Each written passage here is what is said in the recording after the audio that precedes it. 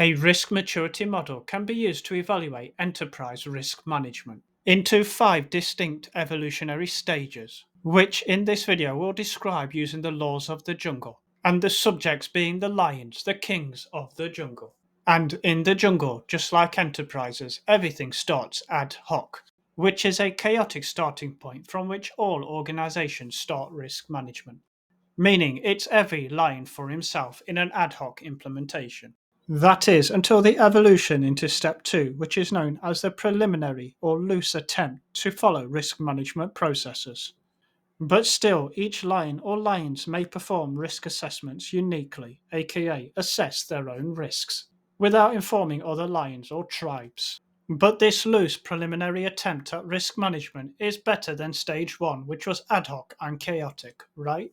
Which leads us to the third stage, which is more of a fundamental shift compared to stage 1 and stage 2.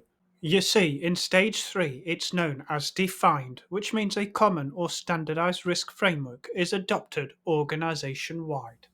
Which means all lions will start drinking from the same pool of water, unlike stage 1, which was ad hoc and chaotic, and stage 2, which was a preliminary loose attempt to set boundaries on the pools of water.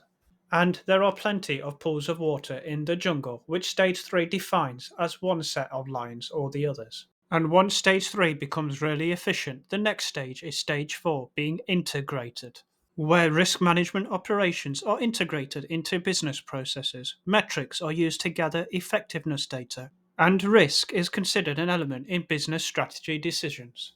And the final stage, once stage 4 is efficient, is called optimized, which is an ideal or utopia stage for the jungle or enterprise or businesses, where risk management actually focuses on achieving business objectives rather than just reacting to external threats.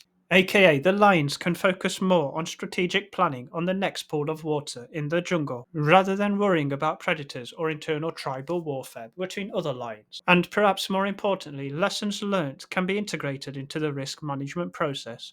Which means in stage 5 optimized, the lion is truly the king of the jungle, as everything is so efficient and optimized, and everything is working in complete harmony. But remember, in reality, stage 5 is very difficult to achieve as it requires a lot of stakeholder engagement and agreement. And humans in organizations, just like lions in the jungle, can be unpredictable. Now, some important CISSP exam technical keynotes. These 5 stages in this risk maturity model, RMM, is just a conceptual textbook idea of how to score a business or organization's risk maturity posture against the overall enterprise risk management, ERM.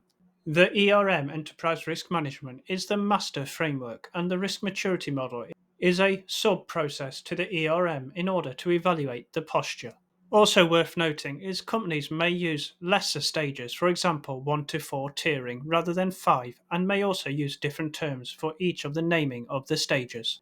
But the ultimate goal of enterprise risk management is to have all the business units working together in a consistent and synchronized manner, which feeds into the overall enterprise risk management scoring, which may suggest that it is either a 1 to 5 or whatever model that is being used to tier the overall risk management posture. And if you are interested in the granularity of the actual risk management framework used within each department that ultimately feeds to these higher levels of the overall enterprise risk management, I would highly recommend you watch my previous video, linked now on your screen, around the NIST Risk Management Framework, RMF, and how this all technically feeds into this overall posture of the enterprise risk management.